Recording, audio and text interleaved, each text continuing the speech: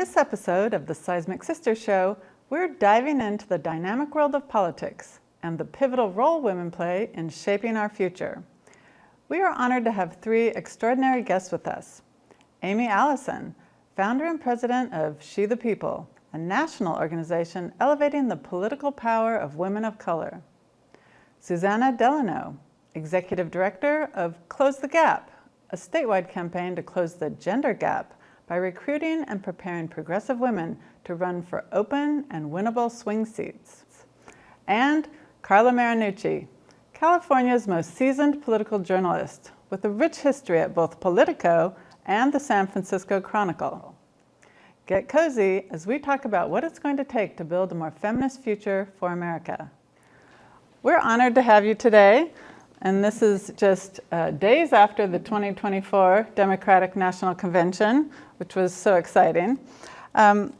Aimee, we know that you were there, and She the People had really a front row seat to the convention. Tell us what that experience was like for you. I think people don't understand. This is Democrats' Super Bowl. This is like, and I had the hottest ticket in town. And I sat with the California delegation, which is the largest state delegation of any of the states. And because Kamala Harris is from California, we were front and center. I got 4 days of the most amazing, expertly produced, emotional, powerful display. I mean, we saw the speakers, and if you were watching at home, you saw speaker after speaker. But what you might not know is that the energy of the people, these delegates from all over the country, the diversity, the creativity, just a sense of joy that was in that room was overwhelming. Kind of like a church, but not church. Kind of an experience that I had been to the 2016 convention, and that was Hillary Clinton, you'll remember. There was a lot of us, that final day, we wore white then, and I donned the white outfit now. And the difference about the number of women, the diversity of women that were excited and engaged right on the floor, I think it transmitted to everybody that was watching. It was a fantastic singular experience. That was so exciting. Really, the energy was just jumping out of the screens. I was amazed. Well, so Carla, since we are coming fresh off the convention, what do you see as the Democratic Party's most victorious strides, and also what are some of the barriers they have to overcome? Well, as Aimee just said, here the Democratic Party just nominated the first woman of color in history. What we're seeing here is unprecedented. And in 30 days, Kamala Harris has already gotten together the big mo. She's got $550 million in the bank. She's got 400,000 volunteers ready to work for her. She's got the message, we're not going back. That was just brilliant and an organic thing that came out of one of her speeches, and about the future. And she's got the people behind her now that she didn't have before. The numbers have shifted almost overnight in 30 days. She's now ahead in the polls in many of the swing states. She's got the backing of women, people of color, Black men, students under 30, people that were sitting it out before, a lot of Latino voters. This is unprecedented. But does that mean she's got it in the bag? Absolutely not. She is still the underdog in this race. We've got a situation where Donald Trump still has better numbers now than he did in 2020.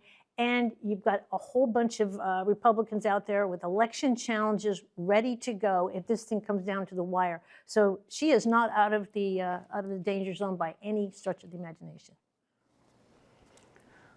Scary. Okay. Okay. Yeah. So, Susannah, this has been a big year for Close the Gap, your organization, and insiders say that really your group has been instrumental in fielding more women to run for office in California, focusing on winnable seats. And so I'd like to know, tell us about your journey over the last, few months and years. Yeah, well, personally, I'm really enjoying the immaculate vibes from the top of the ticket. But, California is going to be driving history at the top of the ballot and also at the bottom and at the mid-level. Close the Gap focuses only on state legislature. And we've just seen an absolute sea change. We've basically doubled the number of women serving in the legislature in less than a decade. And so heading into November, we have 17 women running off on the ballot. That's the largest class that Close the Gap has ever put forward. It's over 70% women of color. It's 35% LGBTQ+ candidates. There's a trans candidate, Lisa Middleton, who's running in a really tough state Senate seat down in Palm Springs. And so you start to see that, the same, not only the same demographics, but also the values that are reflected at the top of the ticket are coming to create change here too.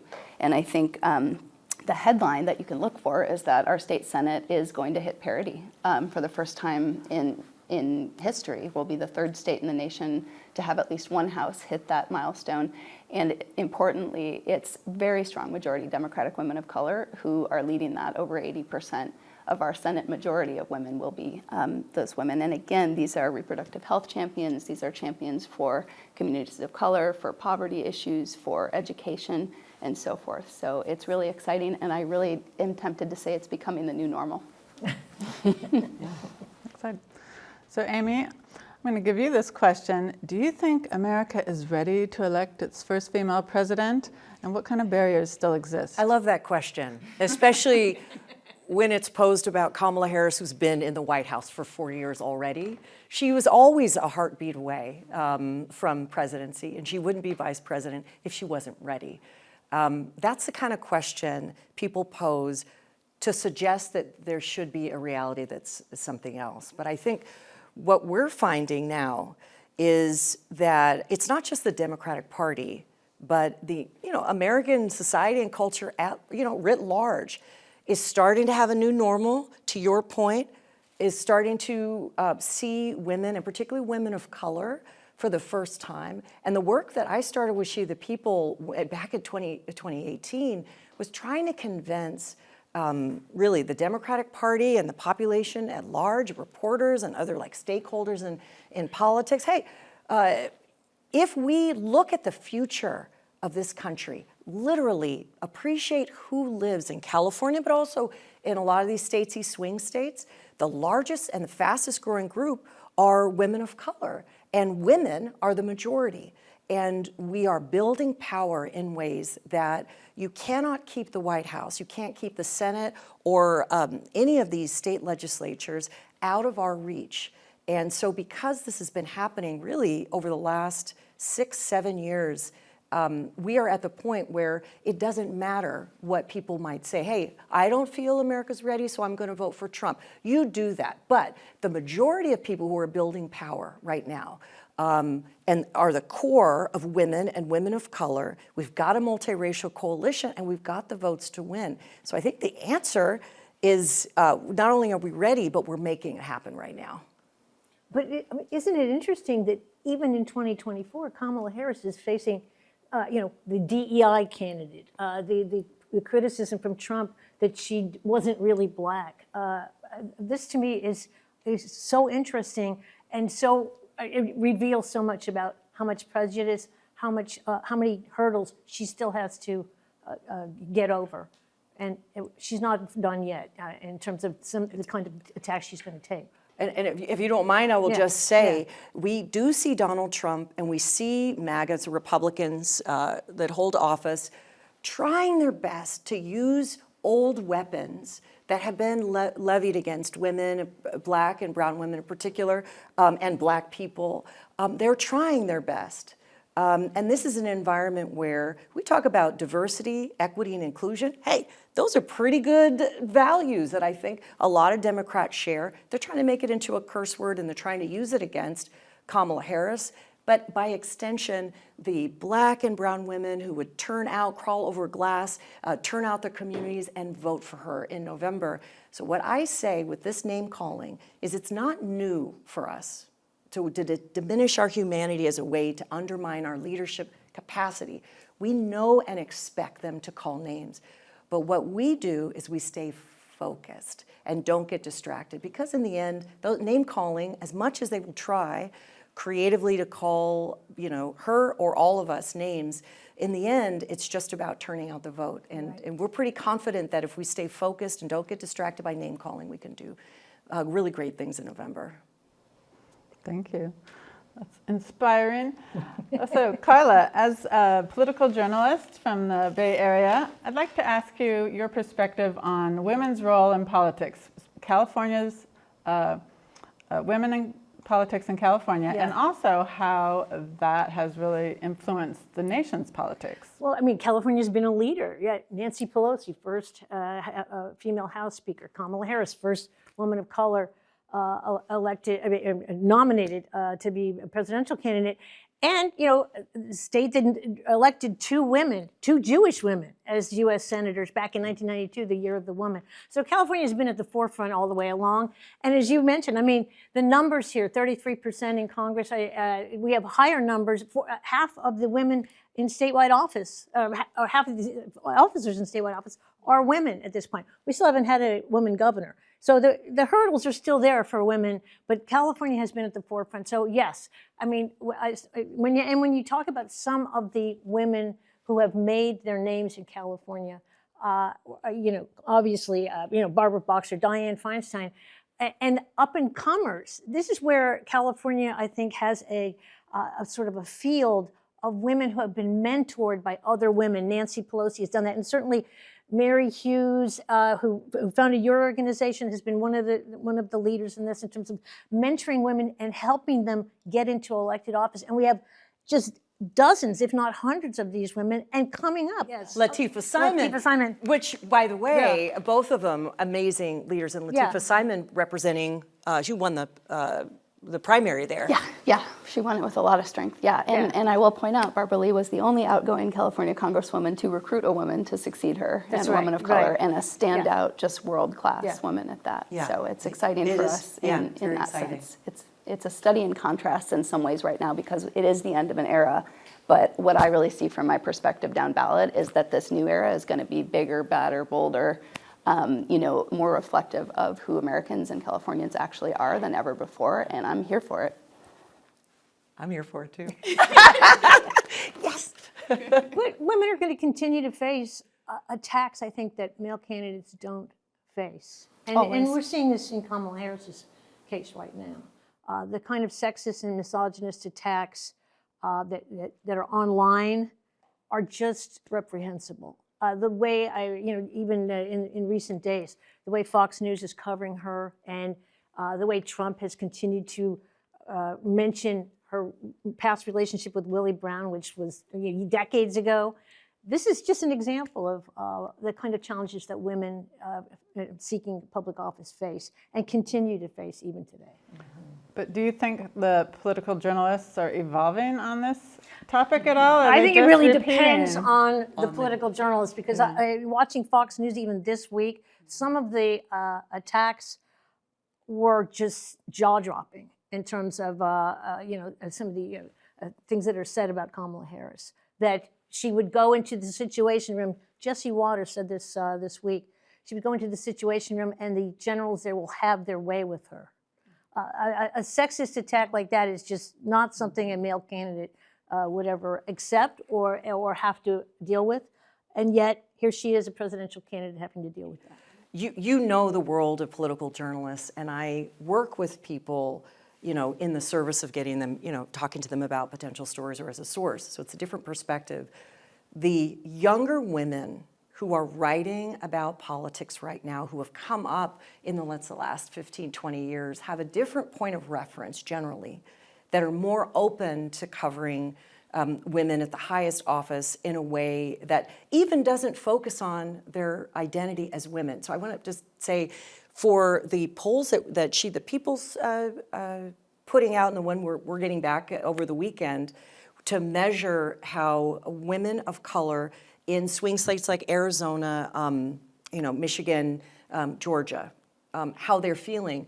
You know, if we look at the perspective of, let's say, over 40 black women, Kamala Harris has already topped out in terms of her support. So my demographic, we're there. Mm-hmm. Under 30s, okay? Under 30s don't want to hear it's just about being a woman, it's just about being, whatever demographic, woman of color. They want to hear about the issues. Mm-hmm. And so we're moving into a place, and I think these younger journalists are really seeing that. We've seeing some reporting, for example, in Washington Post most recently by Maeve Reston, who was like, look, Kamala Harris is not leading, vote for me because I'm a woman, which is very different than Hillary Clinton. She's saying, I'm going to fight for freedoms. I'm going to fight for our future. I'm going to even build housing. I mean, she's talking about the issues in a way that's going to bring people in that aren't moved by just her demographics. It's really an interesting development right now. That's right. Hillary Clinton's campaign was about "I'm with her." Remember that slogan?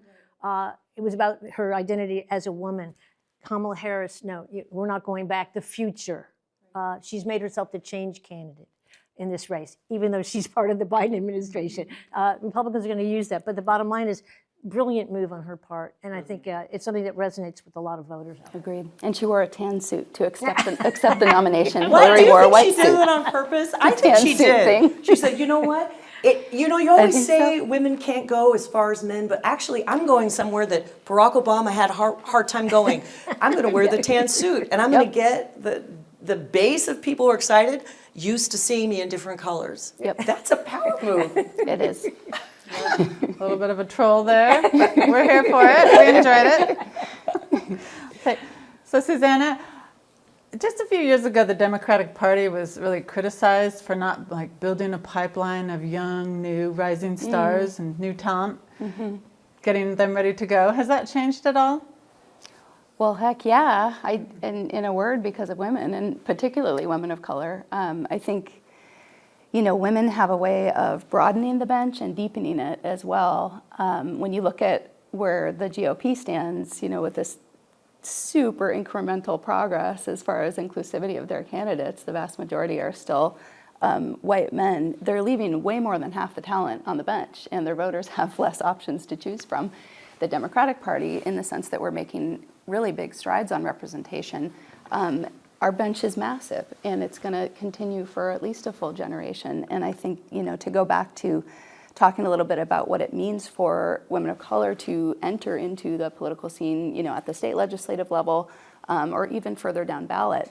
No woman just brings her perspective as a woman when she sits down in that committee and argues her points and, legislates and comes up with bills. We have women entering the state legislature this year who bring their perspectives as Black women, as mothers, as military veterans, as LGBTQ people, as daughters of immigrants or immigrants themselves, as renters, as our state senator Aisha Wahab was, a really critical member to build out the renters caucus in the California state legislature, which hadn't been represented before. So you really get this influx of new voices, and that is what has been missing in government for hundreds of years. So I think, for someone like me who's been working on the ground for the better part of 20 years, I've never been concerned about talent. I've been concerned about doorkeepers, gatekeepers, and doors swinging wide open. And I think it really is crystallized in such a special way in this moment by Vice President Harris's campaign in terms of this generational shift that has just been too long in coming. And this new generation wants to hear about issues. They want to see themselves reflected. And the most hopeful thing about it to me is that those of us who have felt disconnected, disenchanted, just disenfranchised from our political system are now paying attention. And that's why we have to keep working hard. And you really see that reflected in the issues that are important to voters. I mean, when you have 10 states, as you do right now, that are going to be dealing with reproductive rights on the ballot, and this is something that could really help Kamala Harris. This is reflective of women who have been involved in the process and who've worked hard to bring these things to the ballot. It is one reason why Kamala Harris has been so successful. Her whole role as a spokesman for the administration on reproductive rights issues, as an advocate out there, kind of put her in the forefront and gave her that platform that has allowed her to really be as successful as she is today. So reproductive rights certainly an issue, but economy is another issue. Child care. Being able to buy a first home. These are all things she has talked about. And voting rights. So voting rights. When I was sitting there in Chicago, listening to her speak, the peaks of excitement from people around me were when she was saying, as president, I will commit to, for example, making sure to enshrine our voting rights by signing the bill that got blocked, by, so her commitment to actually, protecting us from book bans, restoring abortion rights. I think a lot of people, I don't know, in my world, people were, the last couple of years saying, the vice president, what is she doing? What is she? She has been, exactly like you were saying, Carla, she's been playing her convening role as vice president, and she's perfectly positioned to bring people to the table on this whole host of issues. And so people are saying, wow, she's an amazing, amazing candidate for president. And I'm reintroducing, or getting to know her now in this whole new way. And my answer to that is that, like many women of color, we haven't had an opportunity until now to fully step into our leadership in the way that America needs. And so it's around these issues that's the perfect intersection between timing those issues and a base of the Democratic Party, which is incredibly diverse, that's ready to go all out in the next few weeks. Exciting. I think it's important to note that these successful women in politics didn't just happen automatically. It just really came from the creation and development of these grassroots political organizations like Close the Gap, like She the People. And now the fruits of these decades in the making is becoming visible, but it didn't happen overnight. No, right? No, it didn't happen overnight. But I do want to ask you to give us a little bit of insight into some of the initiatives that She the People is engaging in to really ignite the political participation of women of color. Let me use an analogy with political power. We have ground power, right? And then we have air power. And She the People in 2020 worked with swing states to activate women of color who are on the margins to try to increase voter participation in order to win statewide contests. And we won. Like in a state like Georgia, we won by the thinnest of margins, and it was women of color, Black and brown women, that could be credited for the increase in turnout and the success in Georgia, which gave Biden-Harris the White House. This time around, we have to work on air power, which is we have also been telling the story to the country about, for many years, the possibility of having a woman of color as president in some of these highest places, and doing what we can to coordinate with these groups on the ground. But also, I think in a culture like ours, where the story is as meaningful as the actual practical, tangible work in politics, as you can see coming out of the DNC. She the People is making sure to continue to tell the story about Kamala Harris, but really to make it about millions and millions of women of color who have been laboring unappreciated, who have been leading movements, who are organizing on the ground, who are the key to victory and need to be acknowledged. So that's what we're doing this cycle. And I think continuing to work with press, to work with our partners, to continue pushing, particularly with such a short period of time, is what we're doing. Thank you. That's exciting. You're busy. We're busy. We're busy. Yeah, I just want to say that I think it can't be overstated the kind of influence that your organizations have. We wrote about you. You were a lone voice in the wilderness many years ago, trying to get people to understand the importance of the women of color in the electorate and in elective office. And it was a hard job to do that. The same thing with Close the Gap. Both of these organizations have been really instrumental, I think, and it really can't be overstated in how much heavy lifting they've had to do over a decade to get American voters and the media interested in this issue. So, congrats to both of you for that. Actually, that feels really good. As women, a lot of times we do the work, and then we hope that we have an impact. Right. And you're right. It was like a voice in the wilderness. You were. It's almost like when you're a visionary. Yeah. And you say, you do like, in church, the minister used to say growing up, you stand in the gap. You both, standing in the gap means you are bear witness to what is right now. Even with all of its terrible things and how underrepresented and underserved we are. But you hold a vision about what could be. And it can feel very difficult to stay in that. But what's happened, it felt like it wasn't ever happening, and then all of a sudden, It's here that American political culture, actually our culture at large, caught up with us. And it's a really remarkable feeling. It's pretty great, yeah. I mean, when I came to Close the Gap in 2018, we didn't even have 1/4 women in our 120-member legislature. And, you know, I had just come from working at Planned Parenthood for a number of years and just telling new colleagues what I was doing. Oh, your goal is parity by 2028? That's nice. And just a lot of pats on the head and a lot of dismissal. And, you know, it's been remarkable over the course of building. You know, thanks to Mary Hughes's brilliant strategy of targeting what we call the mother lode of open seats 2022 through 2028. Now we're big time. We had 10 women elected last year. It's making big changes and it's visible, it's notable. People want to work with us more. That's all the thanks I feel like we need, is that there's more people pitching in and joining with the work. But man, has it changed a lot since those early days when it was just normal to get a full field of men on a ballot.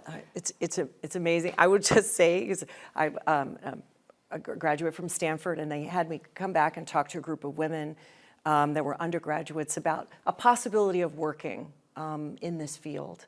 They said, but I think it would be very difficult, and you know, I don't know if there's any jobs. And I said, you know, if I tell women now, if you want to have a generational impact, sometimes you have to create your own opportunities. There isn't a job necessarily. Sometimes you have to create an organization or a network, or write or speak, become an influencer in this field for there to be an opportunity for us to make an impact. But it is possible now, more for this next generation of women than even if it was for our generation, to actually move the needle significantly in terms of women's representation and our political power. At the same time, though, I don't think women can get complacent, because we all remember Hillary Clinton, and everyone said, "Oh yeah, we've got this. she's in." For many women, particularly my generation, the Boomer generation, we were thinking, you know, this is the moment when we're going to have a woman president. Now it looks like it may happen again, but I don't think anybody can take anything for granted. Absolutely You're not. right. You're right. And I think that's why, you know, both your organizations and women's media, all of this is going to make a difference in what happens you know, on November 5th. The most amazing moment, one of the most amazing moments, is sitting on the floor of the convention hearing Hillary Clinton speak. She said something I'd never heard her say before, which is she credited Shirley Chisholm for her own path. I always thought that was a tremendous missed opportunity for her when she ran in 2016. She grounded herself in a history of suffragettes. But any of us know that the history of suffragettes, the leadership, and people who were lauded as leaders in the suffragette movement for voting rights of women, really made it about white women. And for black women, we waited until 1965 for the protected right to vote. And Shirley Chisholm was a pioneer in some ways. You know, she was ahead of her time. And she was she argued for economic justice and racial justice and gay rights. And she was way ahead of her time. And because black women in 2016, before a lot of our work to really make us visible, we weren't appreciated as the most loyal Democrats, the highest turnout group of voters. She really missed crediting her ascension in politics and tying it to Shirley Chisholm, a black woman, actually a child of immigrants. That would have been such an important and very powerful way. But I heard her do it this last week, and I started crying along with people around me, because I knew how powerful it was to hear Hillary Clinton, a boomer generation, white woman, finally do the thing that should have been done during the suffragette movement, which is make the women's perspective and the legacy that we're tying our political power to a multiracial thing. And I knew the power of her words. I don't know if anyone else appreciated just how meaningful it is that even Hillary Clinton as a leader has evolved in this way. That's progress, absolutely. So this last question, this has been such an exciting conversation. I'm just thrilled, and you were each I'm just so honored that you joined us today, and I know you're busy with this campaign season. So let's wrap with this question to all three of you. What gives you hope about the future of women in politics, and what would you say to young women who are aspiring to lead? Susannah, we'll start with you. There's a lot right now giving me hope, but one thing I will lift up, we've been studying at Close the Gap, the fundraising performance of our class of 2024, and everybody knows money is hugely important and that there are massive disparities for women, and they get even more so for women of color, and even more so depending on which community you're in. Women are more than holding their own this cycle in California state legislature. Half of the top 20 fundraisers are women, and the vast majority are women of color. These are in open seats for state legislature. And, you know, it may be a blip, but it gives me hope that, you know, one of our lead recruiters at Close the Gap, Dr. Dee Bremond, always says, we need to close the gaps, because there's so many gaps, you know, and one of them is the fundraising gap, and that's one of the biggest single things that have been holding women back from getting to this moment. And we are barely just getting there. I promise you it's the tip of the iceberg, but the idea that that gap could be closing because of these incredible committed women who are running up and down the state to represent their communities is really game-changing, and that gives me hope. So what I would say, you know, to those thinking about this is, you know, this world of being in political office, it was not built for you. It was actually built to keep you out and keep you down. But we are just surrounded today in California and beyond by women who are proving that, you know, yeah, we might be having to work 3 times as hard, but it's enough. And the investment that we've seen in the ecosystem of support for women candidates that really has its roots nationally in the Bay Area is paying off huge dividends. And again, we can't go dollar for dollar with the corporate or the good old boys network, those networks of informal privilege that they have always been able to rely on, but it's getting to a threshold amount where we are really a credible threat to business as usual. So that's what I would say to anyone thinking about running. That's really great. Aimee? I've been in deep reflection since Kamala Harris became our presidential candidate on the Democratic side. And I was thinking back to when I was little, and I was a person who was always ready to, one of those kids always wanted to be in leadership, but I was told 1,000 different ways growing up. There was something about my hair or my skin or my body type or the way that I communicated, or something about me that just disqualified me. And so what I would say to this next generation, and I'm thinking particularly of a friend of mine whose 11-year-old daughter came onto the floor of the convention with me, sat with me, and we watched Michelle Obama give her speech. I would tell this next generation that your hair, your skin, the way you move, what you care about, who you bring along, qualifies you for leadership. And we need you, the country needs you. We need each other, and that this is your moment. And there isn't anything about what you bring that is anything but 100% you're ready. And I think that if we can tell that next generation this, that's a great gift for them, but it also opens up so many possibilities yet to come. Mm-hmm. Yeah, that will change everything. Now, I'm going to take this question from a media perspective. When I first started covering politics in 1992, that's how long back it is, I was very often, the only woman in the room, the only woman reporter in a room full of men. Those gaggles were very intimidating. Today, it is so hopeful to me to see this younger generation of reporters coming up, and the number of women, when you look at on the national scene, who are incredibly influential. Maggie Haberman at the New York Times, Seema Mehta at the LA Times.